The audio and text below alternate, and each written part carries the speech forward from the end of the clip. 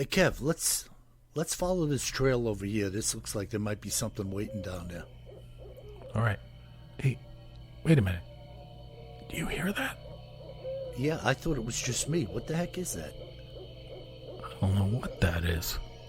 Whoa, do you smell that too? That's unbelievable.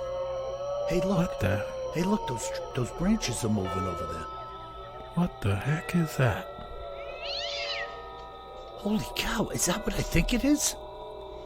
Look at that thing. Oh my God. It's a freaking Sasquatch.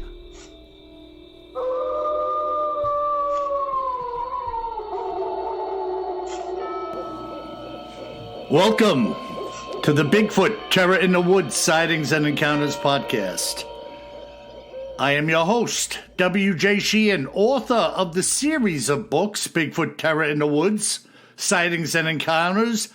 12 complete volumes now in paperback and audiobook. Volume 12 is now out at Audible, and so we have a completed dozen. No wonder why you busted out the Royal Bugle.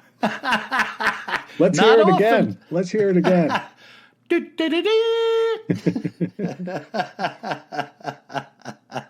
The Royal Bugle. We have some very fancy sound effects on this show.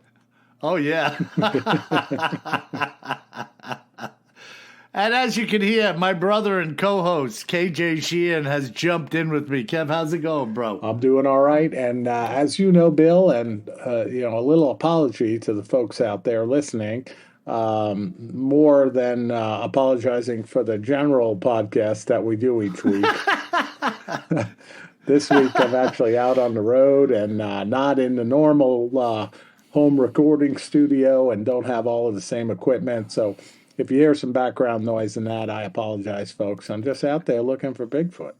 Yeah, I happened to sit down on a stump to do exactly. to do this recording.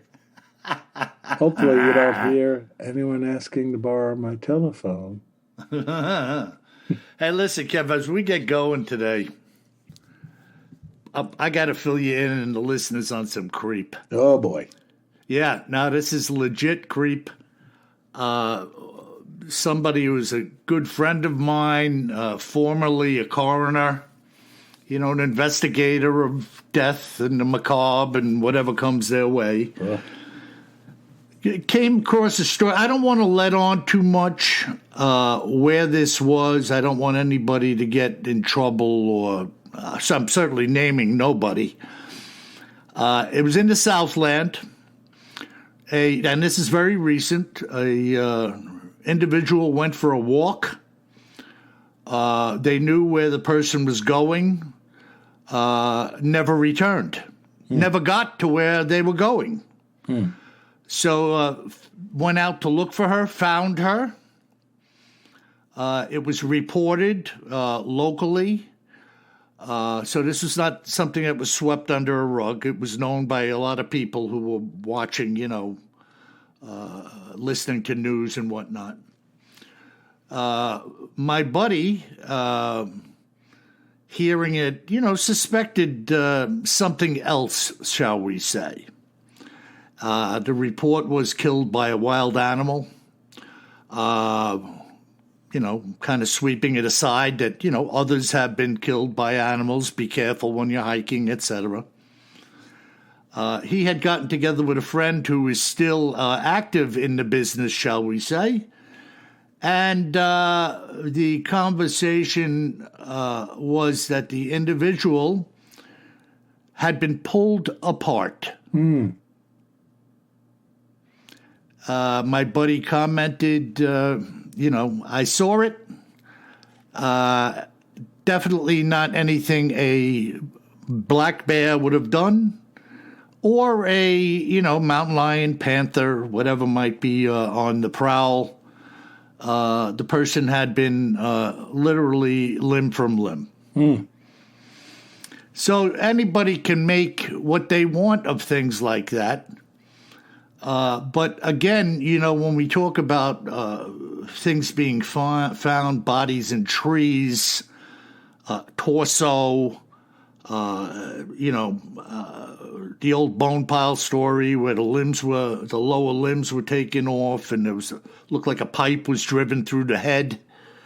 This stuff is going on, and I said to my buddy, this is part of the problem, Kev. It's not really a problem, but part of the dilemma of belief and non-belief in some of the things we talk about. You live here on Long Island, in Suffolk County, really anywhere on Long Island. It's very hard for you to wrap your mind around, and neither do we get any news about such things. Somebody getting torn up by a wild animal where you live. Just doesn't happen. You might get attacked by a pit bull around here that's loose and bite you in the leg or something, but you're not going to get torn up by a wild animal. No, but I haven't lived there in decades, Bill, and I don't see any articles like that either. So, yeah. So there are locations where people are getting attacked. They are under threat. And just because it's not happening to you doesn't mean it's not happening. You know what I mean? But just to be clear, I don't want it to happen to me anyway. Yeah. Now, you might get a visitation from the black-eyed children. I mean, there's no barriers to their walking around. I don't want them looking up at me through my Ring camera. I wonder if they wear a suit and tie, a black suit, little fedora, pressed collar. No fedora, it hides their eyes. We could have the men in black, and we could have the black-eyed children in black. Black-eyed children kind of could be something out of the Men in Black. Maybe it's the Men in Black's kids. Ooh. Their nephews and stuff, Ooh. They're in training. Ooh. Oh, boy. Oh, man. So I figured I'd throw that out there. I mean, that is absolute creep. And by the way, the finding of the individual and the loss of the individual all occurred within about a 12-hour time frame. So this happened relatively quickly. The feelings of, I guess, well, she didn't get here, I don't know what happened. And then people going out knowing how the individual would have walked from point A to point B. It wasn't like they were going through the forest at night, they were following a path. Yep. And people knew. Clearly and something bad happened. Yeah, and there you have it. So, man, folks, you hear me at the end of every podcast. Always carry more gun than you think you're going to need. And apparently this person didn't even have a golf club or a stick or something, I don't know that would help you, but it would certainly give you something. I mean, take a couple of whacks before you get it, Excuse me.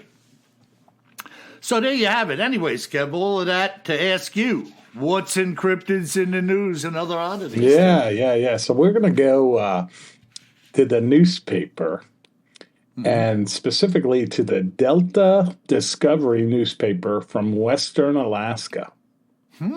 So I came across this, and as I'm strolling around the interwebs looking for stories and looking for news, looking for cryptids.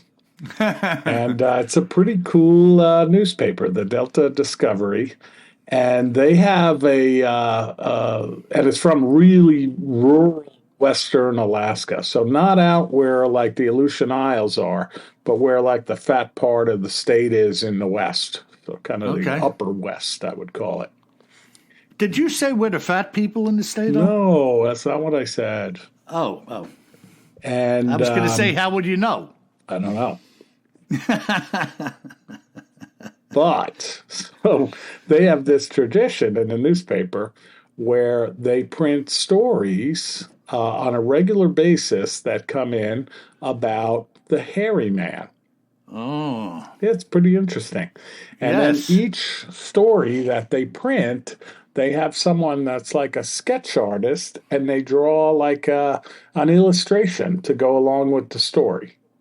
Oh, that's interesting. It's kind of cool. So I'm going to talk about two of the stories here in Cryptids in the News and Other Oddities, and I will put one of the pictures that's really interesting on our website, BigfootTerrorInTheWoods.com, under episode 252. So you can see it, and it's a hairy man crouched down, kind of on all fours, looking up at this airplane flying over, like a Cessna airplane flying over. So that's pretty cool. It is, and he's thinking, I've been spied out. So the name of this story is Berry Pickers Spy Bigfoot. And I say it's a story, but it's an account that comes into the newspaper. And berry pickers, of course, very common. Yeah, very common. It's either fishermen or berry pickers. Sometimes well, you think about it, Kim. How many bears go after berries? How many everything go after berries? Love berries. Yeah, so this was July 26th, 2018. And again, Berry Picker Spy Bigfoot. So on Saturday, August 3rd, 2013, which is when it happened, a family from Bethel witnessed a very tall, black-colored creature walking upright while they were out picking berries. The family of three, which was the dad and mom and their young daughter, were out on the Penguag River near the village of Napakiak, the western part of the state near the Yukon Delta National Wildlife Refuge, a very rural place. The creature was walking on the winter Napakiak Adamatulak Trail, easy for me to say, when the family saw it. The dad saw it first and pointed it out to his wife when she got closer to where he was picking berries. Look, honey, do you see that? He asked. Yes, I see it. It looks so black and huge, said the wife. While they were observing it, the creature crouched down when an airplane flew overhead. The being then walked down to a rise in the tundra, the frozen tundra there in Alaska. The sight of the creature scared the mother and daughter, so they started heading back to the boat. We were so scared, the mom said. It was giant and completely black. The Bigfoot-like creature was approximately a mile away from their berry picking site.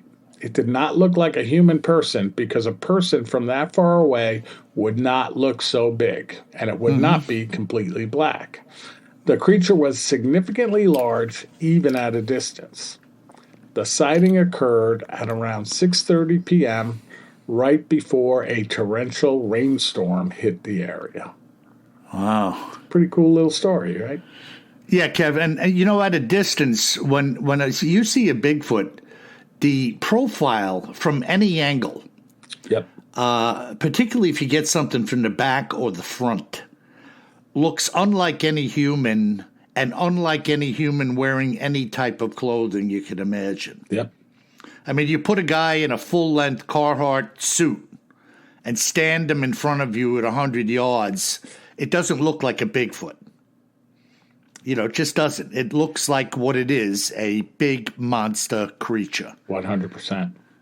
Now, something tells me when you were mentioning the names involved in the description of that location, I have something from that area. I just was ringing a bell when you were talking about it. And again, it's a really rural place near this wilderness, national wilderness. And it's a place where really mostly the indigenous people live in.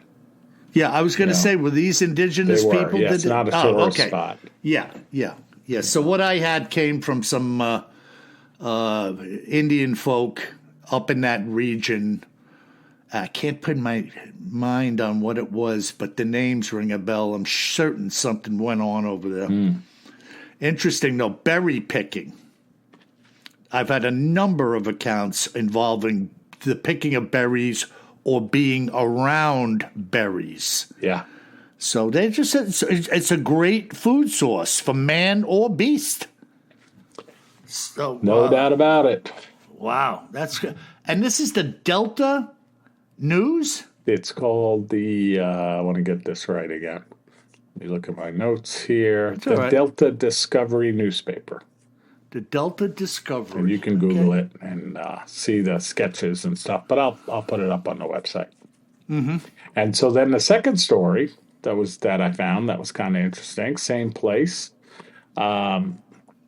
is called Harryman Tracks along the Kisaralik River. All right.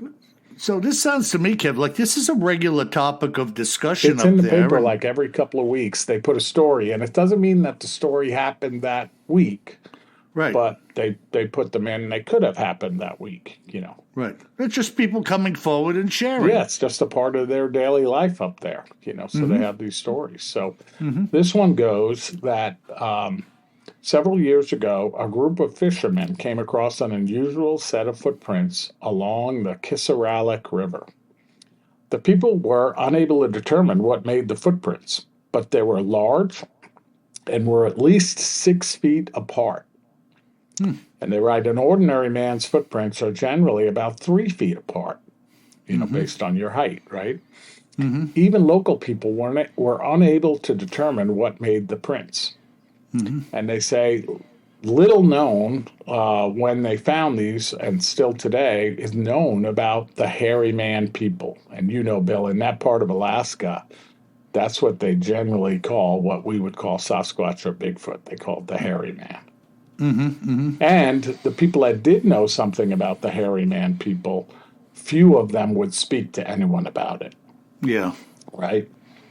They have this. Yeah, go ahead. Well, they just have this superstitious nature that, say nothing. I mean, zip your lip. Even though it's a rural place, they still don't want to be known as a crazy person that's always talking about the Harryman. Right, and that's what happens. Like you get a label like me. All right. So this is what was written about the discovery. On or about July 6, 1999, my husband, his father, and 2 friends were on the Kisaralik River above the Kwethaluk part of Alaska. I'm doing the best with these native names. Yeah, it's tough. They observed and photographed a pair of large wedge-shaped footprints deep in the mud at the water's edge. The prints are estimated at 12 to 14 inches long, and they were about 3 inches deep. No claws were evident on the tips of the toes, and the prints were consecutive and were estimated to be about 6 feet apart, right? What I mentioned earlier. Our friends are experienced outdoorsmen, and neither of them could identify the animal that made these marks. During this time, brown bear and wolf tracks were also observed. The area is very remote, and no other boats were on the river that day. The woman added that on Tuesday, August 10th, 1999, a friend wrote saying local trappers here in Kisaralik that have looked at the footprint photos say it's a Harryman. But that the tracks are difficult to distinguish in the photos because they look bigger than 14 inches. I was going to say 12 to 14 inches, not extraordinarily big. They're generally wider than a human footprint to support the weight. Yeah, and 3 inches deep, though, is pretty deep. Yeah, it shows that something compressed some it pretty weight well was here. Yeah. And, Kev, when I walk, I doubt my stride casually is 3 feet. So these things have to have some less. Yeah, definitely less. And so these things have to have height and extraordinarily long lower limbs to me. Yeah. To get that kind of V shape or that extension necessary for a long stride. We're talking 6 feet, 7 feet. And again, when we hear these numbers, unless somebody put a rule on it, I did have that one woman who laid down her cross-country ski. And I forget, but I thought she said it was like 1.5 times the length of her ski, which I thought was a good measurement. I'm thinking a cross-country ski is probably at least 6 feet, isn't it, Kim? Yeah, definitely at least 6 feet. Yeah, they're pretty long and lean. And she said 1.5 times, as I recall. This was up in Canada, the length of her ski when she laid it down. Yeah. So that was a pretty big bugger, you know? Yeah, absolutely. And, of course, we don't know either. When you're measuring that, was that at a walking stride? Was Could have that been like running, a little bit of a trot, maybe, giving you a little airtime in between, you know? We don't know that, you know? But if I jog at a brisk pace, if I was to do that, I would definitely be probably beyond 3 feet myself. Yeah. Whereas when I'm walking, I don't think I'm probably, I don't know, maybe a couple of feet, 30 inches. I don't know. I don't think it's 3 feet, though. Yeah. Interesting. Cool. Very cool. So those are the two little accounts there, Bill, from the Delta Discovery newspaper, which I think is pretty cool. And again, I'll put the picture of the hairy man looking up at the airplane from the berry picking account up on our website, BigfootTerrorNords.com, under episode 252. Yeah, and you know, Kev, keep your eye on that newspaper if it's current. Oh, it is. Maybe, yeah, it's a regular maybe newspaper. I mean, this is just like a little article that appears once in a while. Yeah, I mean, it might just show up periodically, something of interest, you know? I agree.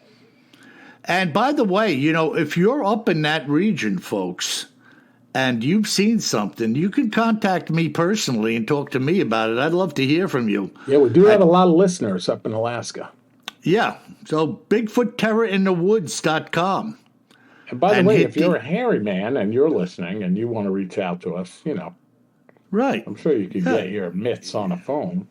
Yeah, you could reach out to Kevin. He'll talk to you. Yeah, grab a phone from one of those hikers going by. Don't hurt them, but get their phone. Maybe something to snack on, too. Oh, my God. What a freaking podcast, Kev. So I'm going to swing into this here. And by the way, folks, you know, if you're new to the podcast, and there's always new people, we do this section in the beginning, cryptids in the news and other oddities. And last week we were talking about Boleskine Castle over on the Loch Ness and spooks and demons and stuff. So anything is grist for the mill and other oddities, whatever we decide to pull down. So it's not always going to be something about Bigfoot, although that is our preference when we can gather things, but not always what we bring to the table. Well, excuse me, having said that, this is about Bigfoot, and this frightening encounter, which I can only imagine what it was like to be there, was shared with me by a woman named Connie Lamano, a resident of Ontario, Canada. And this is what Connie and her club friends encountered. As I have explained to you, Bill, I belong to a club. Perhaps a group would be a better way to put it. Depending on the weather or mood on any given day and who is available, we walk, hike, run, snowshoe, or ski. Our purpose as ladies is to keep fitting in our clothes, fair enough. That is our motivation and the drive behind our club. There are about 20 to 30 members, although I have never been out with more than 6 at a time. And on this day, we were 3.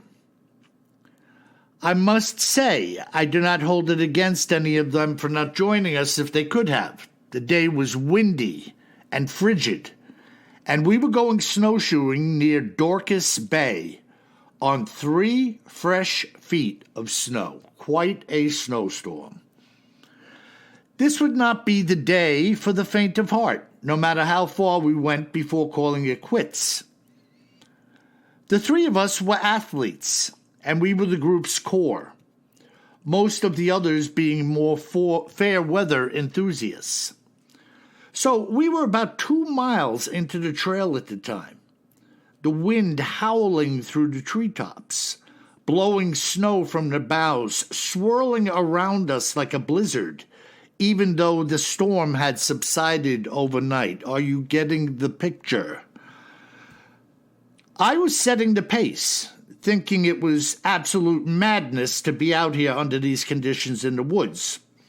Already wondering if we should just not admit to gross stupidity and head back to a warm fire. Another half of a mile is where the trouble began. The wind and snow were blowing and swirling around so that if the tracks and blood we saw had been made an hour earlier, we would not have even noticed them. Running out of the forest to our right-hand side, across our trail and straight up the hill to our left, was a line of giant and linear footprints. Mind you, we were floating on top of a fresh fall of, as I say, 3 feet on snowshoes. Whatever this was had walked down to ground level and left very little drag between the steps. In other words, it lifted its foot up with each step clear of 3 feet and placed it down again as though the depth of the snow did not matter. To our left side was a slight grade upwards into the woods of maybe, say, 20 feet, if that. That was somewhat tiered, and what was over the other side we didn't know. The 2 ladies I was with thought it would be a good idea to go to the top and see what may be below on the other side, which I thought was a wrong choice, but of course I joined them. We quietly sidestepped this slope, 1 step at a time, reaching this slight high point, virtually simultaneously, just like following the yellow brick road, the blood and the prints leading us to what we saw. Now, Kev, I just got to stop for a minute. You're seeing big prints, blood, on fresh snow, leading up and over a little rise to your left. Are you walking following those prints and that blood? Especially if it's dark and I hear screaming.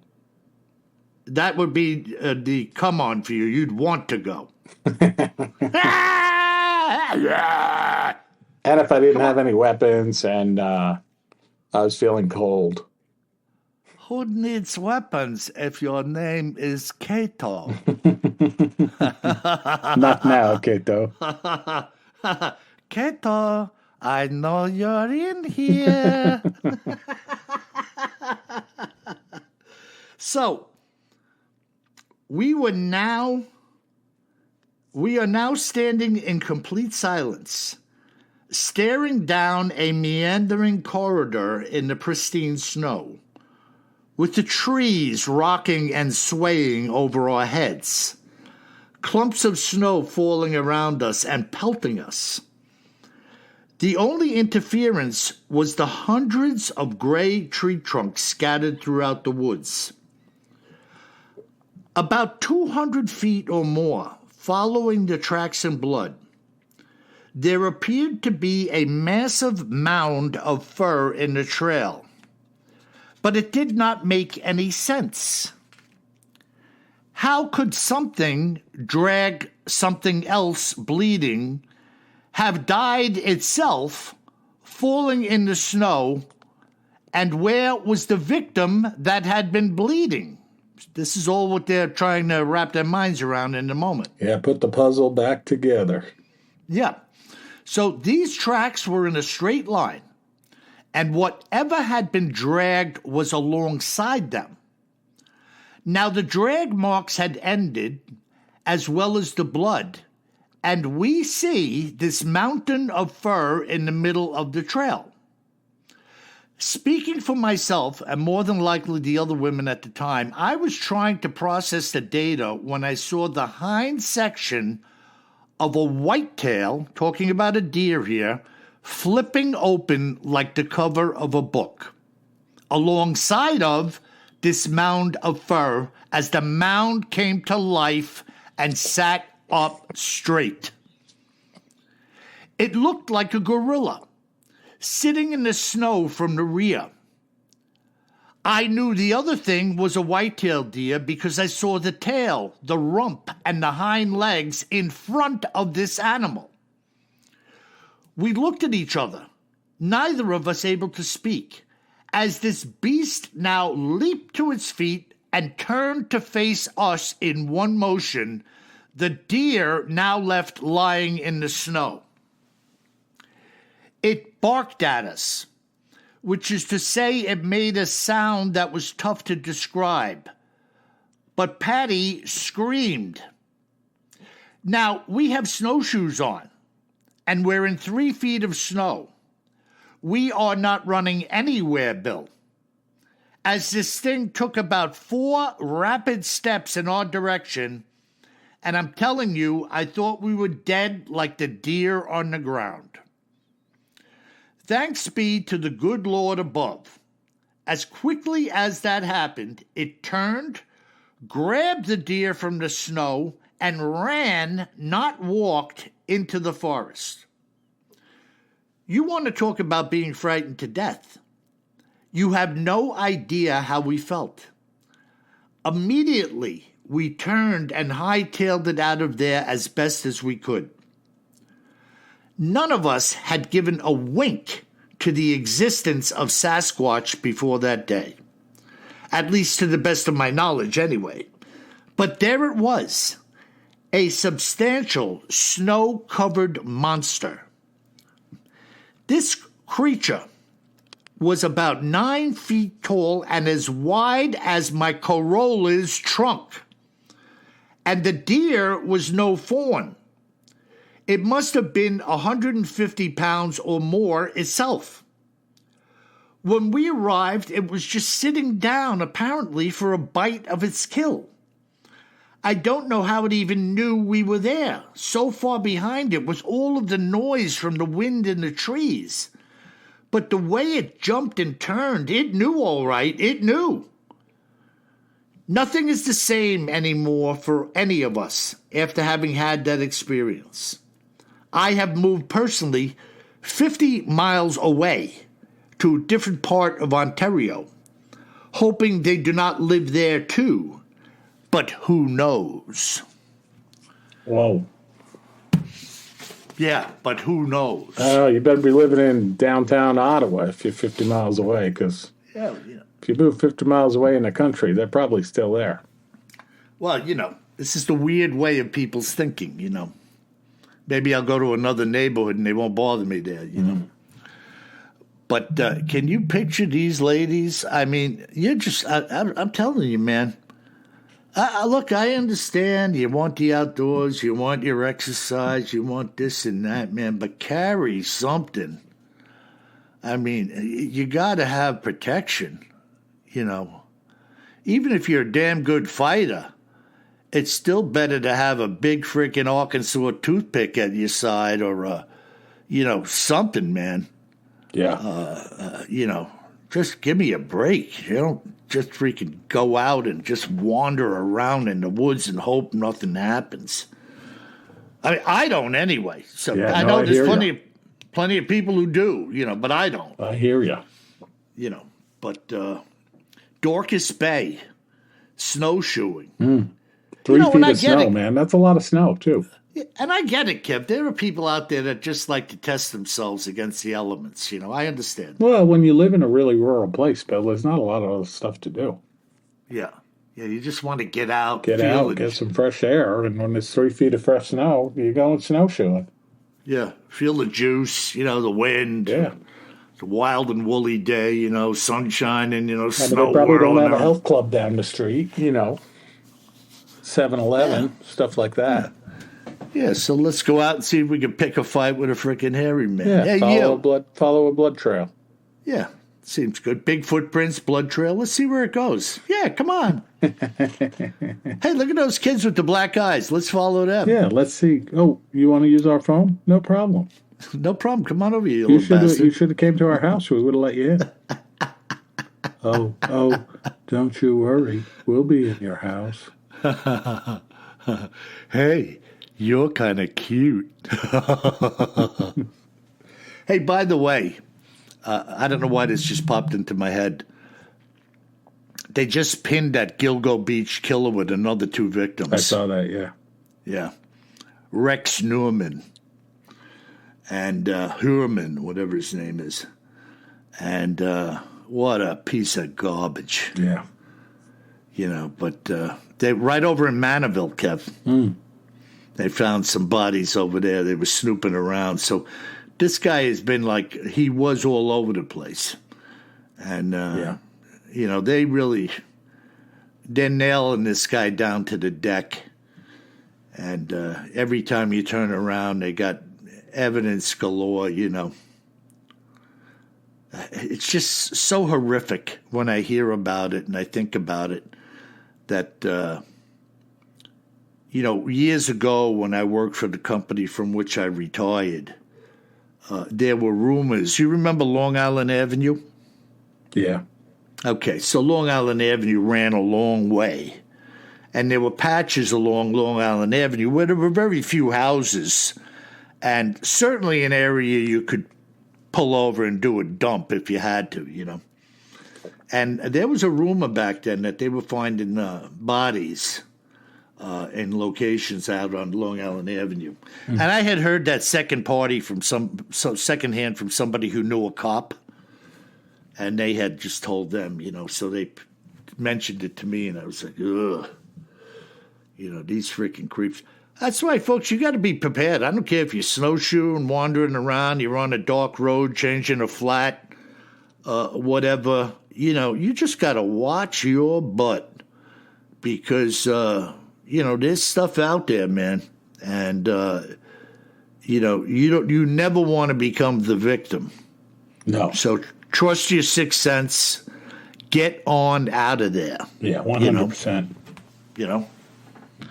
I mean, if I was a woman, I'd rather drive home on a flat and let the tire get torn off the rim and the rim destroyed, or even till I got to a bright shopping center or a 24-hour store and just let it be and call a tow truck, than to stop somewhere and possibly get into a situation where nobody knows what's going on. Oh, no doubt about it.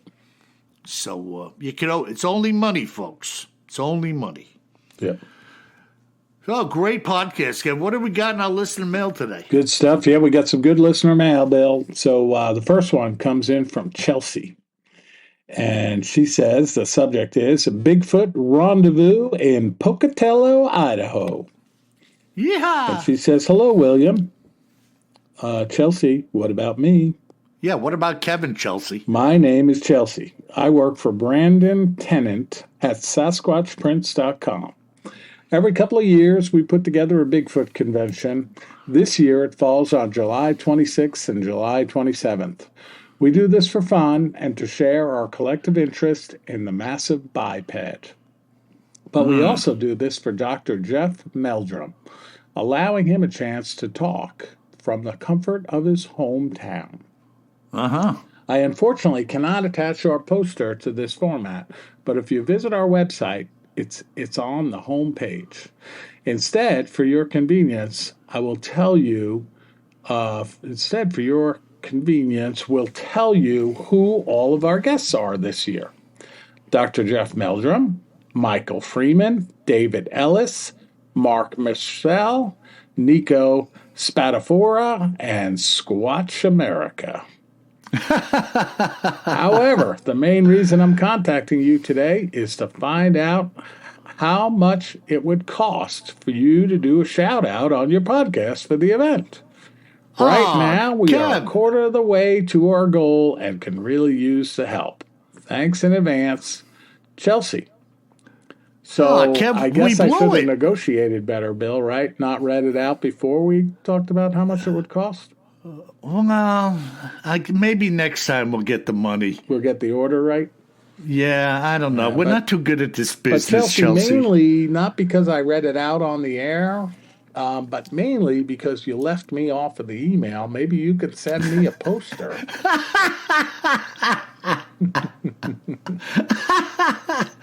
Hey, Kev, I got an idea. Hey, Chelsea, here's your fee. Ask Dr. Meldrum to contact me. I'd like to talk with him. There you go. BigfootTerrorinthewoods.com. Tell him old WJ would like to have a little conversation with the old boy. But, Chelsea, don't forget about the guy you already forgot about once. Send me the poster. What was his name?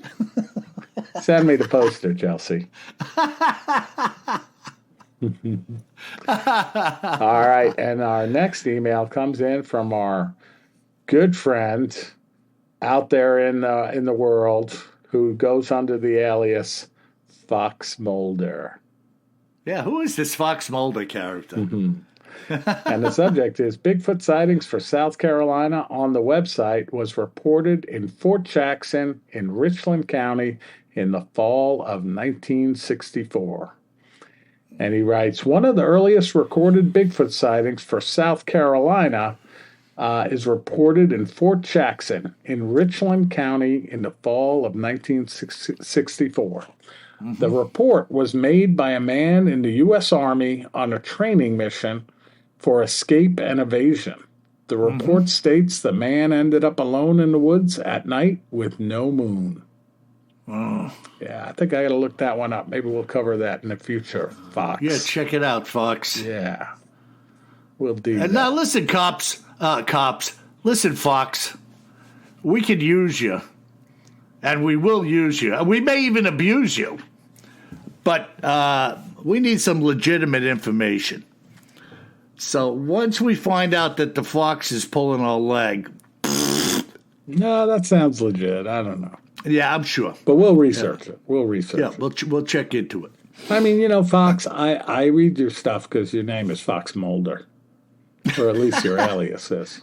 I'm a big fan of the X-Files. Well, I think Fox Moulder is better than Moldy Socks. Yeah, no, I don't read those letters.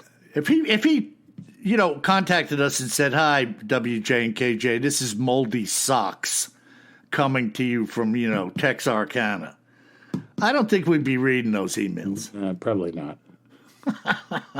Especially if they didn't mention my name. Hey, by the way, Kev, that is a damn good idea. And Chelsea, if you're still listening, if there are any little posters attached to what you're doing, that would be a cool little memento, wouldn't it, Kev? Oh, yeah, we like mementos. It's not payment. Yeah, just a memento. Pin that up, anything squatchy is kind of cool. And WJ says, even if you pin $100 bill at the back of it, that's okay too. All right, our next email, Bill, and the last email we'll cover this week is from Justin.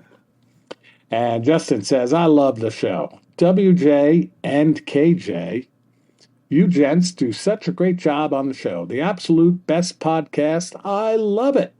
Keep up the good work, and thank you for providing me my favorite way to spend my morning, listening to you guys banter and your humor. Your relationship and the way you two go back and forth reminds me of my dear friend. Unfortunately, he passed away many years ago. Love the show. Don't change anything. Good deal. Thanks, Justin. Sorry for your loss, even though it was years ago. Yeah. And by the way, folks, Kev, you haven't said this in a while, but leave us good reviews for the podcast, 5 stars, and the books and the audio books. Don't leave it up to somebody else. If you like what we're doing, we enjoy seeing that, and it's good for the brand, so to speak, and we appreciate your feedback, As long as it's 5-star feedback. Yeah, right. Otherwise, we're going to have to come for you. Exactly. Yeah, follow the prints through the snow. Savoir-faire is everywhere. Well, great podcast, Kev. And remember, if you should be wandering through the woodlands in the Southland, Western Alaska, Dorcas Bay, Ontario, you best remember one thing, my friends. Always carry more gun than you think you're going to need. Sleep tight.